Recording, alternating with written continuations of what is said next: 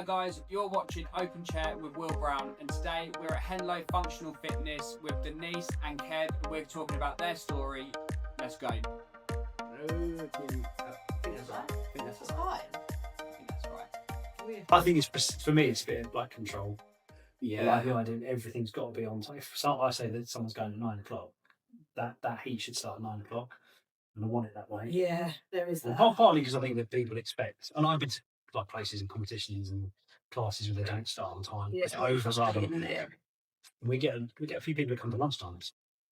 So they're giving up their lunch hour. I'm guessing they're skiving a little bit. So they're in their lunch hour, they've got to drive here. We do an hour fast and drive back. Like, so if I'm taking an hour 15 minutes on class, then I'm stealing their time. And sometimes I've seen it where people are like a little uncomfortable midway through the workout and they're edging to the door with their burpees type thing. You don't want them to like, have to just drop them over. I think athletes in general are methodical on it. It's probably that routine and that. So if you turn the clocks over like a minute or two, you probably does frustrate you, don't it? Yeah, I like routine. You like routine. Yeah, very, very habit driven. Definitely. in like weights and stuff like that, do a lot of people get obsessed in that, I suppose, do they? Like, or is that We it? don't Do you mean have it's a bit of a that. myth? No, it's probably different environments, and I think that we have the niche that we have here. Niche, is that the right word, or demographic that we have here? I don't feel like we chose it, did we? We didn't specifically set out to have this is the age group, this is the ability we want, but we seem to have a gym where I feel like it's very community focused. Lots of people just want to be with people, training together, and I rarely see that ego. Have you seen it? Here In gyms? Yeah. The competitions. What range is like? Yeah, but I think, sometimes, like you've taught me that sometimes when people act like this, it's because, they're not confident, or they're, rather than them being egotistical. It might actually be an insecurity. Yeah. And there's probably, I've seen more insecurity than I've seen ego. And that probably... Yeah, it's interesting, isn't it? Yeah. What do you think? Do you agree? Yeah, I think so. So I'd say in my mind instantly springs that sometimes we structure the workout and some people will ask, well, what should the weight be? Or if we do a lift, like today, the few people, because I didn't give anyone a guidance, I just said build something you think's like a heavy-ish 8 out of 10. And they'll be, but how much should that be? What should that be? So I think sometimes people like an absolute guide, or they want to hit a certain number. Yeah. But yeah, I think I do. I think when I'm training, I like to know. But I don't think it's ego for me. I think it's more like I have to have a clear, like you were saying about being methodical, I have to have a clear in my head, what am I doing? Yeah. What's the objective? Yeah, and I think sometimes people feel like, maybe I suppose I do actually sometimes in a workout, think that if I don't do it to that way or in that way, it's kind of like less than the workout's written. Yeah. So if there's dumbbells at a certain way, I'd be like, right, I should do that. Yeah. Even though there's nothing that says I have to do that. I could do lighter dumbbells, heavier dumbbells. So, but we're quite good at programming it, I think. Well, we don't set a weight, do we? No. Let them pick. Yeah, no. So we sort of give them guidance as to... Would you say you guide people more to go heavier or lighter? Depends on the day. So we have a day, for example. So today, Monday, is a bit more of a strength focused day. So although we've got a workout, the workout wasn't meant to be done like super fast. So we encourage athletes to go a little bit heavier and slow down. Right. So yeah. But it's quite open to interpretation. So I suppose that works. I think where we're I don't know if fortunate is the right word, but because we're new, I feel like that's attracted beginners. Yeah. It's not this established unit with people that have been coming in for years. So I think that possibly, I don't know, I'd have to ask, but I think that's probably less intimidating. Yeah. Being a newer place. Yeah.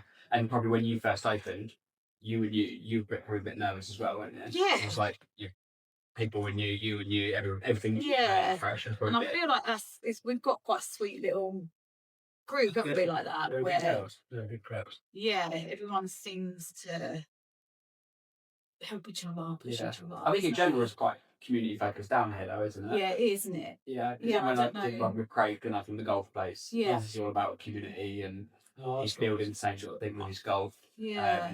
But I feel like it's happened naturally. Yeah. Rather Yeah. than we haven't tried to make it community. It just seems to It's just evolved that way, isn't it? Yeah. Yeah. For both of you, then start at the end. So tell everyone like where you are now, and then where your career's come from to now, Oh. Rather than starting at the start, if that makes sense. Yeah. So what's Very different. right? Go on.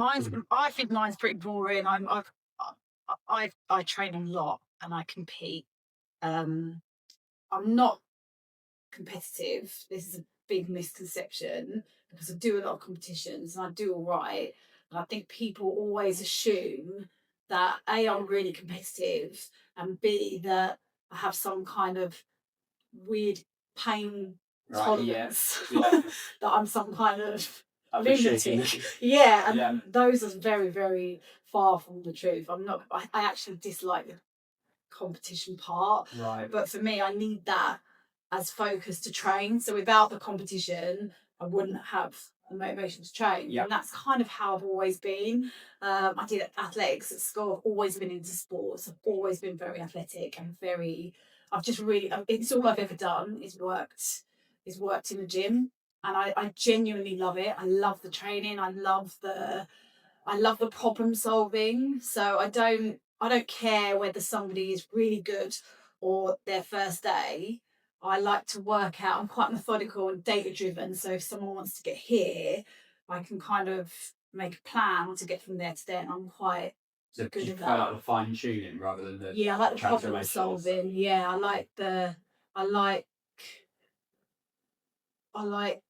I like solving problems. So if somebody wants to do a competition but they can't do this, Yeah. or if someone just literally wants to do a squat but they haven't got very good mobility, or if they want to learn a new skill, I like getting from there to there. Is there normally a reason why someone can't do something? Yeah, there's always a Yeah. reason, and I like to work out what that is. I don't like transformations. I never have done. I hate that What it sounds like. concept. I've never been into aesthetics. I find the whole concept quite bizarre to train for. I understand that is a goal for some people, but for me, I love the human body and what the human body is capable of. Yeah. I've done lots of ultra marathons, and I'm not a runner by nature. Yeah. And I like to do things that are, like nothing's impossible. That's how I feel in my head. Physically, nothing's impossible. You like that in life as well as in sport. Yeah. I just sort of feel like if someone can do something, I can do it. And I've never really been, this is going to be hard to say, but I don't really see gender in terms of possibility. So if someone can do something, then I can do that. Yeah. Like I feel like I want to see how far I can go. I want to see how capable I am. And I genuinely think that when it gets to that level, 90% of it is in your head. Yeah. All I ever wanted to be was Sarah Connor from Yeah. Terminator. I remember watching that when I was like 8. Yeah. And she was doing pull-ups, and I was like, wow, what is this? Like, there was never, back then there wasn't a lot of badass women. And I remember looking at her thinking, God, I want to do that. Yeah. And it wasn't because she was sexy or, she was just doing something that looked really hard. And I thought, I'm going to do that. It's amazing how times change, though, isn't it? Yeah, God, yeah. And I feel like now it's great. We seem to be coming into an era of women wanting to be strong. Yeah, yeah. Like our children will grow up in a completely different generation, won't they? Like, that sort of thing. Not wanting to be skinny. And you don't see that a lot anymore. I don't see that. No. You still get it, but it's definitely women want to be strong, and they want to squat, and they want to lift, and they want to do all the things that the men are doing. Yeah. It's not Yeah. I like it. It's a healthy. It makes a lot of sense. Yeah. What about yourself, Kev? Suppose so. Yeah, completely different. I think I probably always wanted to do like some sort of sport, but I came into like fitness after I came into recovery. So I got clean and sober about 9 years ago, which was a bit of an interesting journey. But I followed someone into CrossFit, who was in sobriety with me, and that was after I'd already done some training with Denise. So when I first got sober, a friend helped me do some lifting once a week, and then I met Denise, and we did some like hit style workouts and parks in boot camp stuff, wasn't it? in Arlesey and around and about. And to be fair, once I'd started doing it, I realised that I actually loved that sort of stuff. It gave me structure. We were talking about structure earlier on. How old were you? 37. So Did you do much exercise before that? no, I was really good at drinking and using gear. That was kind of my thing. So I was in a really, really bad place. Yeah. Literally like it's like, they talk about hitting the bottom. Yeah. I struck the wall. Yeah. But once I did the recovery, I did sort of like got into recovery, got into the fitness sort of thing, and then you kind of found out Hyrox, I found CrossFit. And once I started doing that, I loved it. I love I suppose the change you can make to people. Yeah. I think And sport gives you that high as well, adrenaline and that. yeah. So yeah, I mean, I'm sure I think different, and but it gives you a hit of some sort. yeah, I think, and it's changed. So when I first started, I used it as a bit of a way to beat myself up a little bit. I'd done lots of bad things in my drinking and using, and early doors, it was a way, almost like a bit of self punishment. Yeah. Because I could really push. But as it's progressed, it's become a much healthier sort of. I use it for structure. I notice it if I don't train. Yeah. Because it's not as perhaps even. Yeah. It's all even kilter. But once I started training CrossFit, I kind of realised I knew that's what I wanted to do with my life. And it followed through. And then we met again. Was it about a year and a half ago? 2 years ago? 2 years ago. About 2 years ago. Denise asked if I could help show her some gymnastic stuff. From a transition, Denise was moving from Hyrox to do some more CrossFit style stuff. And that's how we kind of ended up here. But for me, this stuff's amazing. Do you mind me asking, have you got, because I can bring this out to, have you got addictive personality? Oh yes. Do you find this addictive? Yeah, I think at first, I remember when I first started this, a couple of people genuinely said to me, yeah, but you were out and you were just going to get addicted to CrossFit. Oh, yeah. Yeah, bags of cocaine or booze or CrossFit, probably safer doing this. But yeah, I did. And it can, even like the exercise can be unhealthy. There were times where if I couldn't get to the gym, certainly when we had Kit, when we had our little boy come along, I feel really anxious about not training. Yeah. In the way that I had planned. Yeah. So yeah, I have got an addictive personality, definitely. Yeah. How about you? Yeah. My tattoos are mine. Yeah. I actually spoke to someone really high up in mental health training, and they said that tattoos are a form of self-harm. So when you're going through certain crises in your life, which relates to when I was getting all of mine done, it's a form of self-harm. I'd never thought at the time, but that's what they were saying. That's mad. You're putting yourself through pain. But you like exercise. Yeah. Yeah.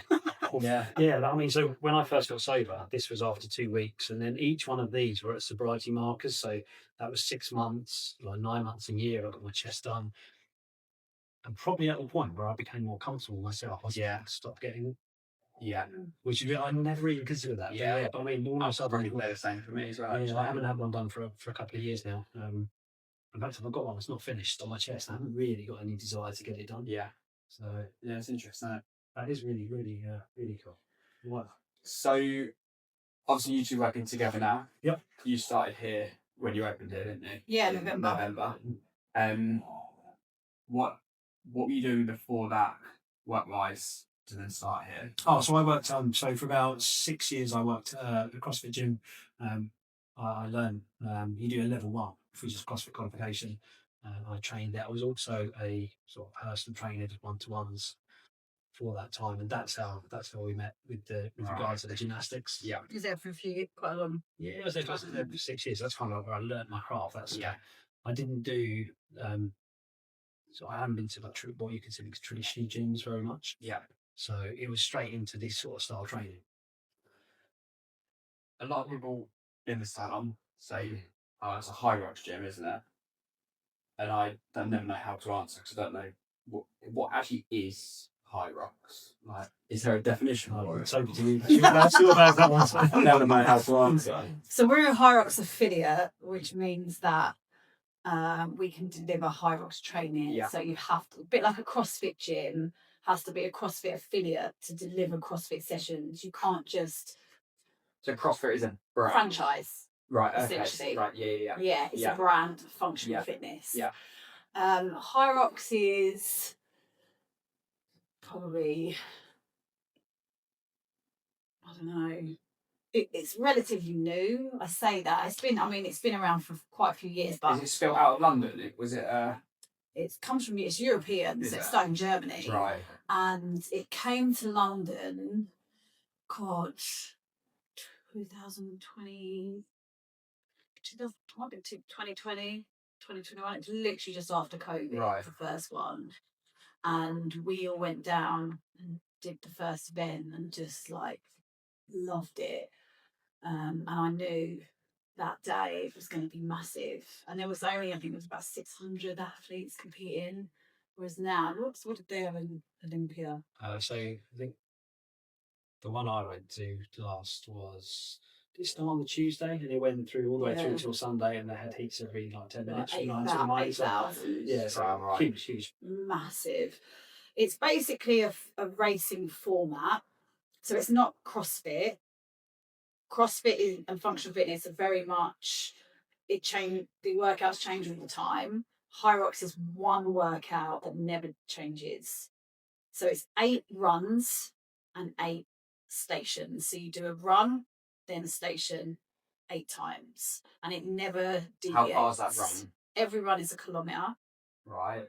And then the stations are all, their kind of ethos is that it's for everybody. So where CrossFit might be and functional fitness might be capped with skill, weight, Yeah. Hyrox anyone can do. So the stations are very low skill, easily achievable. Right. Makes sense. Always wondered. Yeah, I think it's a runner's event. It's very run heavy. Right, okay. So you need to be able to run. So you run out there. So that's your kilometre, is it? You've got your... No, our kilometre goes out, up the road to the bollards by the Crown and back. Right, okay. But we'll do shell runs like that. Oh, okay, so that's not part of it. Yeah, so when we do Hyrox classes, it might be 400 metres. Or, like we just do it so. But if we're doing a full sim, then the kilometre goes out and back. Okay. Yeah, so you break the it's a lot training. of running. The training's not the race, so the training's shorter versions. So, for example, on Monday, Wednesday, Friday, we do strength stuff, which would help with the race, but they're not part of the race necessarily. Yeah. Same with the other workouts where you see us tearing up and down there, up and down the other side. There'll be short distances, all sorts of different stuff. Right. So it's really hard for people who like control to admit that things are going to change, because I'm the same. I'm a bit of control freak. I think if you only run a business, there is an element of control. Not freak, but you want control, don't you? Because there's a lot of things you can't control, and I think admitting that things will change. It actually takes quite a lot for someone who likes control to say that, because I'm the same.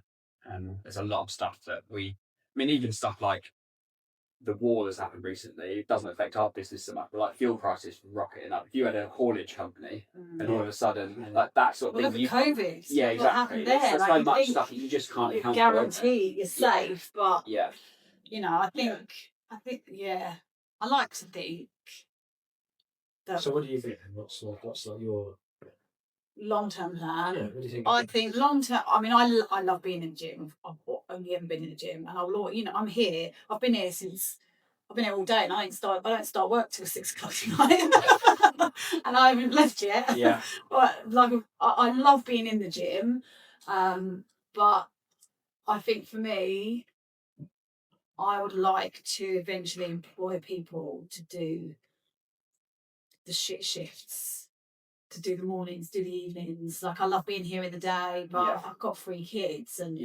I want to be with them, and I want to have evenings free. Like, gym work is such antisocial hours. Yeah. And I've done it all my life, and I hate that. And I think that's what I would like. I think I'd always be in here, but given the choice, if we were making millions, I would have someone doing my earlies and someone doing my evenings, and I would be here in the day.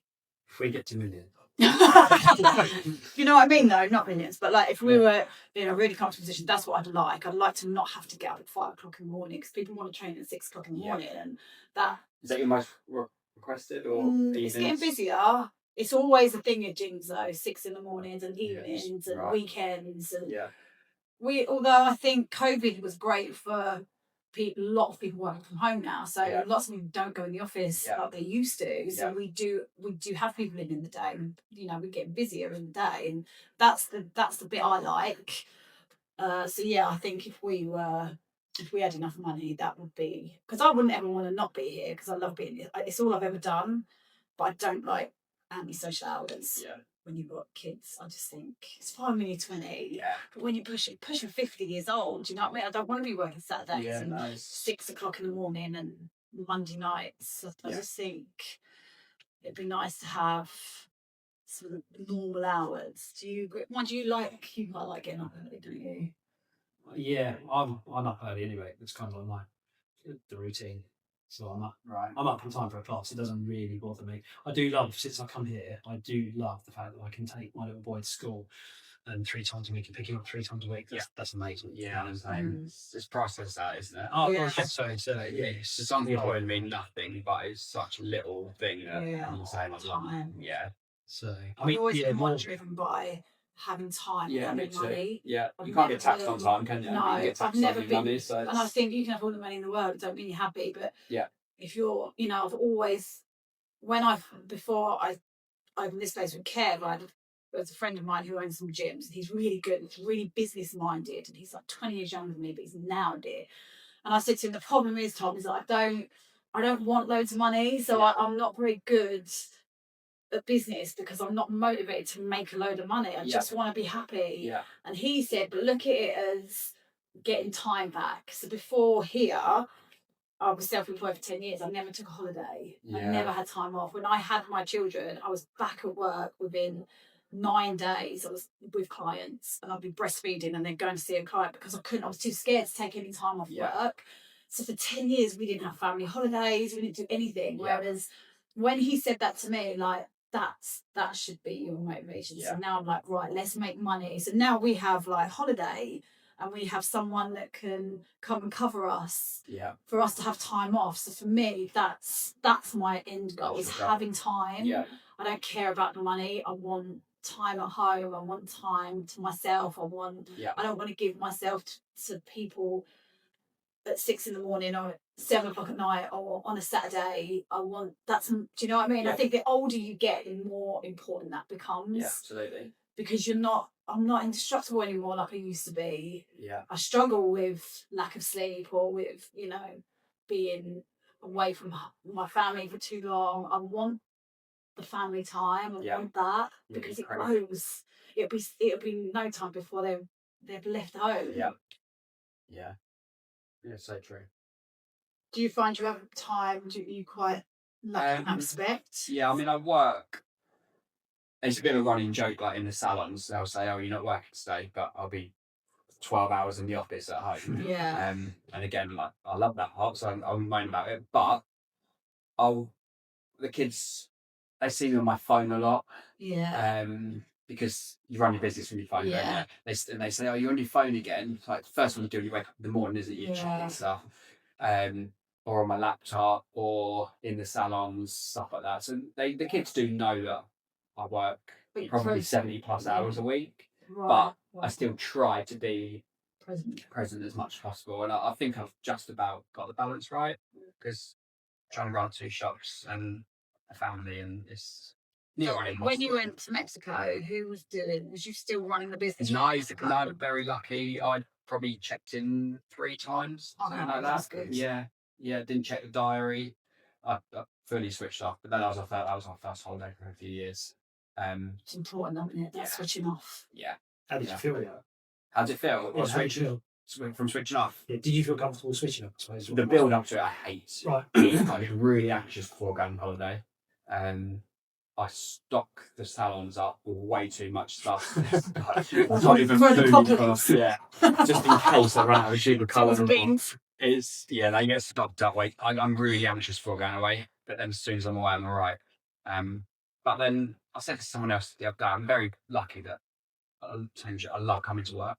So on a plane on the way home, I didn't get that feeling of like, that dreads. like I hear it so much from people that they hate work. Yeah. And I love work. I try and create an environment where people love work. Yeah. That's what you do it for. Yeah. I do It's a love labour my love. job. Yeah.